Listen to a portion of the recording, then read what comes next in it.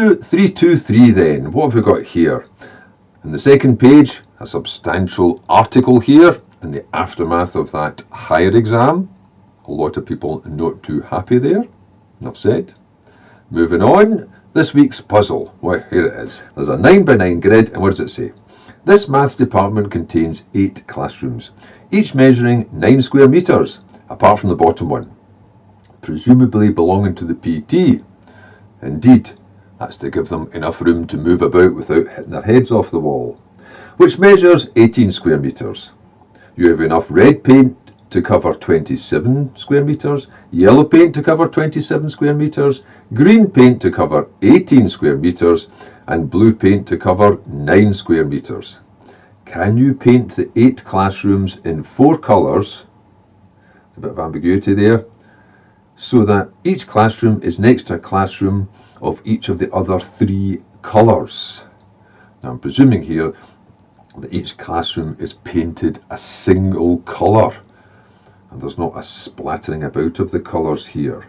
So it's going to be more of a Mondrian rather than a Pollock. A wee bit of arty knowledge there. Anyway, so here we are then. Here's this floor plan, that 9x9 square grid. And there's the paint you've got. You've got these 4 big tins of paint. And that's the number of square metres each of them could cover. And you've to paint these floors, these 8 classroom floors, so that they've each got a different colour next to them. Well, simplest way would be ignoring what colours you've got, make up a floor plan. So here's a group of 4. If you just name those colours 1, 2, 3 and 4, no matter what those colours are, that would have to apply to those bottom ones.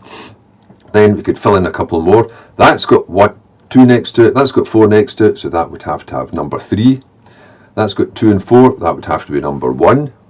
Then for this one, well, 2's already got those, but it can't have itself next to it, so that won't be a 2, and it won't be a 3, and it won't be a 1, so that would have to be number 4. And then that leaves number 2 for the top. There's the plan.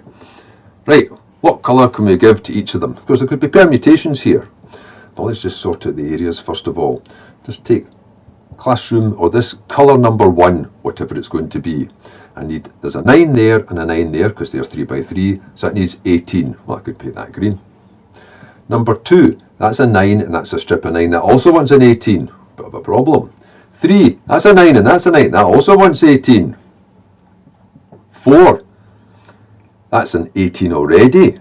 And that's a 9, so that's 27. I'm just checking that's a 9x9 grid, so it should add up to 81. That's it, you've got the 3 27s. There's 81 square metres, so there's enough paint to do it.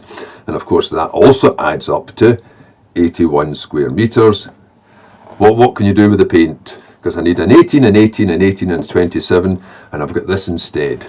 Well, the obvious thing then would be I'll have to mix it. It doesn't specify what colours they have to be. So there might not be these particular colours because you can mix them together. Well, that 9, the blue is going to have to go. I can't use 9. Something's going to have to add on to it. But there's all sorts of ways you could add it on. You could put a bit of this in, a bit of that in. You can put a bit of that in and then put a bit of that into there. There's all sorts of different ways. So just sticking with the simplest one, that would be either put some of the yellow into the blue, but that would make green. Now you have to start remembering things about art here when you were mixing those paints. So that means I'm not going to mix the yellow into the blue, because I could take 9 from the yellow, leaving me 18 yellow, because then it would all work out nicely.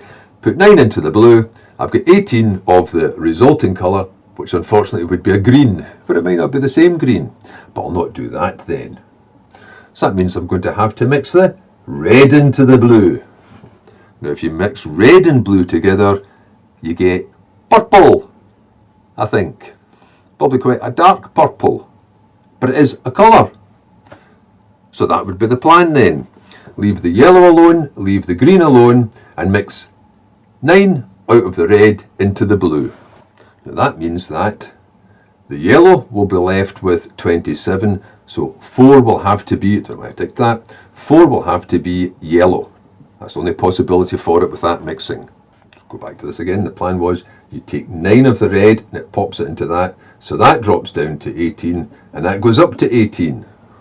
But then 1, 2 and 3 can be any permutation of the other three colours, so that you can choose whatever you like for numbers 1, 2 and 3 from the resulting colours, which are red, we'll put the yellow out of the way, green, and the new one, purple.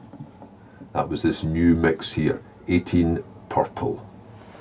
Which means the colouring plan would then be, well, number 4 is definitely yellow, but 1 could be red, green or purple, and having fixed that, 2 could be any of the other ones, and then 3 would be the remaining ones. So that means you've got 3 factorial, 6 possible colour schemes here. So that would be the simplest solution to it, involving the least amount of mixing and the most pleasing colours. Of course, you could do something different, I suppose. You could, for instance, say, right, I'll mix some of that yellow in with the blue. Maybe just 4 of them. I'll mix some of that red in as well. Maybe I'll put 5 of them in. But now I need to keep a 27, so the 4 that went from here, I could put 4 of that red into the yellow. That should give me the right numbers then, because I would have 18, 27, 18 and 18. That should work. But what would my colours be? Well, you can check this with your art teacher. So if you put a little bit of red into the yellow, that means I'll still have red. I'll have 18 of them. The yellow will get changed by the addition of some red, but that'd make a nice orange colour, wouldn't it? So I'd have 27 orange. I've left the green alone, but unfortunately the bottom one's going to be a combination of blue, yellow and red, which, and of course there's 18 of that, and that produces that horrible brown colour. I think you can check with your art teacher. That produces that style of brown known as keehee brown, which I don't think you'd want to use. So you're probably better with the original selection of mixes. And there you go.